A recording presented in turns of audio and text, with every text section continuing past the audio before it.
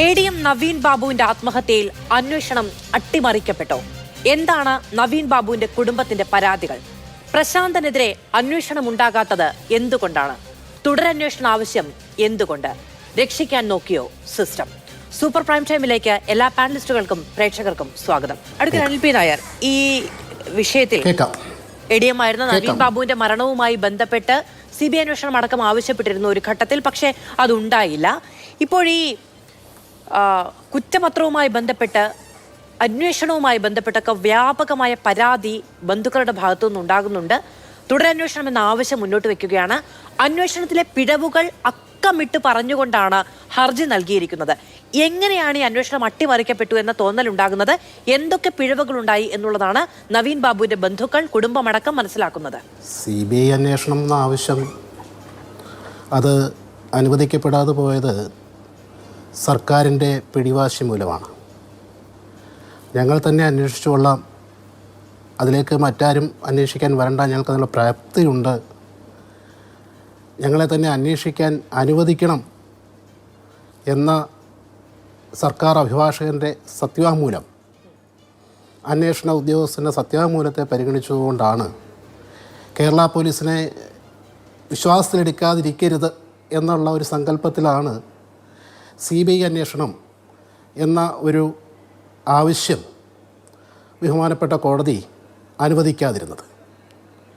ഒരു നിഷ്പക്ഷമായ അന്വേഷണം സമൂഹം പ്രതീക്ഷിക്കുന്നുവെങ്കിൽ അതിനെ അനുവദിക്കാതിരിക്കാൻ, അല്ലെ അതിനെ എതിർക്കേണ്ട കാരണം ഒരു ജനാധിപത്യ സർക്കാരിനും ഇല്ല എന്നാണ് ഞങ്ങളുടെയൊക്കെ വിശ്വാസം.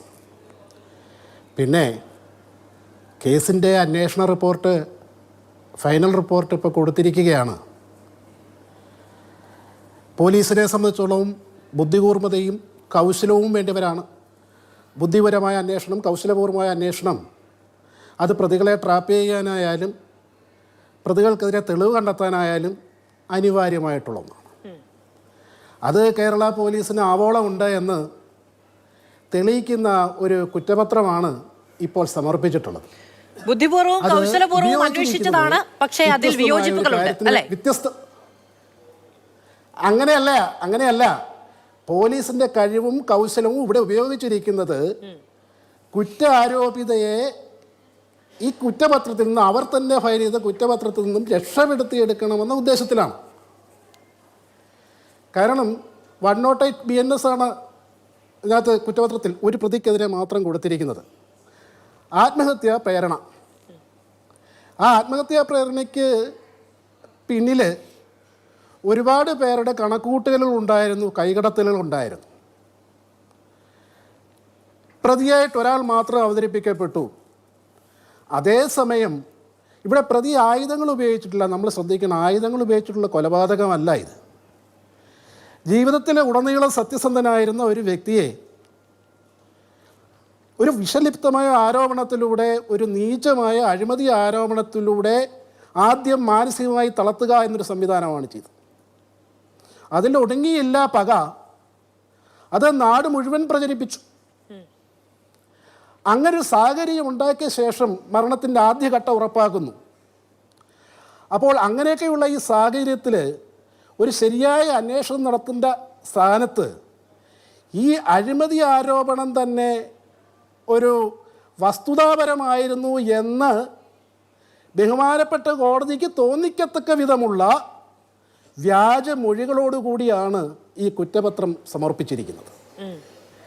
ഞങ്ങളുടെയൊക്കെ ഭയം, ആ അപ്രിഹെൻഷൻ, ഒരു സാധാരണക്കാരൻ്റെ വിശ്വാസം, അതായത് നിഷ്പക്ഷമായ അന്വേഷണം നടന്നില്ലെങ്കിൽ പ്രതികൾ ഇതിനകത്ത് വെറുതെ വിട്ടുപോകും, ഇന്നല്ലെങ്കിൽ നാളെ യഥാർത്ഥ പ്രതികളെല്ലാം ബഹുമാനപ്പെട്ട നീതിപീഠത്തിൻ്റെ മുമ്പിൽ എത്തുകയില്ല എന്ന ഞങ്ങളുടെ ഭയം ഇന്ന് അത് സ്ഥിരീകരിച്ചിരിക്കുകയാണ്. അഡ്വക്കേറ്റ് അനിൽ പി നായർ, എന്തിനാണ് പോലീസ് അങ്ങനെ ചെയ്യുന്നത്?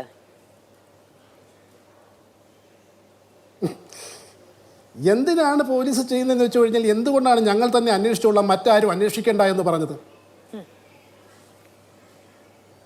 ഇതിൽ പകൽ പോലെ വ്യക്തമല്ലേ, ഈ പ്രതിക്ക് ഉന്നത രാഷ്ട്രീയ സ്വാധീനമില്ലേ? ഈ പ്രതിയെ ജയിലിൽ പോയി കണ്ടതും സ്വീകരിച്ചതും പിന്നീട് സ്ഥാനമാനങ്ങൾ ഓരോന്നായി തിരികെ നൽകിയതും വിശുദ്ധയാക്കാനും പരിശുദ്ധയാക്കാനും ഒക്കെ ശ്രമിച്ചത് ആരാണ്? അല്ല, ആ രാഷ്ട്രീയ സ്വാധീനം തന്നെയല്ലേ നിങ്ങളോട് ഒപ്പമുണ്ട് എന്ന് ആവർത്തിച്ച് പറഞ്ഞത്? ഇതേ രാഷ്ട്രീയ സ്വാധീനം. ഇതൊക്കെ പൊതുസമൂഹം വിലയിരുത്തട്ടെ. ഇവിടെ എന്താണ് ആവശ്യപ്പെട്ടത്? ആരെയെങ്കിലും ഏകപക്ഷീയമായി ശിക്ഷിക്കണം, ഇന്നാൾ ഞങ്ങളുടെ ശത്രുവാണ്, അതുകൊണ്ട് അവരെ അങ്ങ് ശിക്ഷിക്കണം, അങ്ങനെ ഒരു നടപടി സ്വീകരിക്കണമെന്നാണോ പറഞ്ഞത്? ഞങ്ങൾക്ക് ഭയമുണ്ട്. ഈ വ്യക്തിയുടെ ഉന്നത സ്വാധീനത്തിൽ ഞങ്ങൾക്ക് ഭയമുണ്ട്. അതിൻ്റെ അടിസ്ഥാനത്തിൽ ശരിയായ ഒരു അന്വേഷണം നടക്കില്ല എന്ന് ഞങ്ങൾ വിശ്വസിക്കുന്നു. അതിനാൽ ദയവായി ഞങ്ങൾക്ക് കൂടി വിശ്വാസമുള്ള, അല്ലെ ഞങ്ങൾ കൂടി നല്ലത് എന്ന് വിശ്വസിക്കുന്ന ഒരു അന്വേഷണ ഏജൻസി അന്വേഷിക്കണം എന്ന് പറഞ്ഞു കഴിഞ്ഞപ്പോൾ ഇത്രയേറെ തടസ്സവാദങ്ങൾ എന്തിനു വേണ്ടിയാണ് ഉന്നയിച്ചത്? അതിൻ്റെ ലക്ഷ്യമാണ് ഇപ്പം പൂർത്തിയാക്കപ്പെട്ടിരിക്കുന്നത്.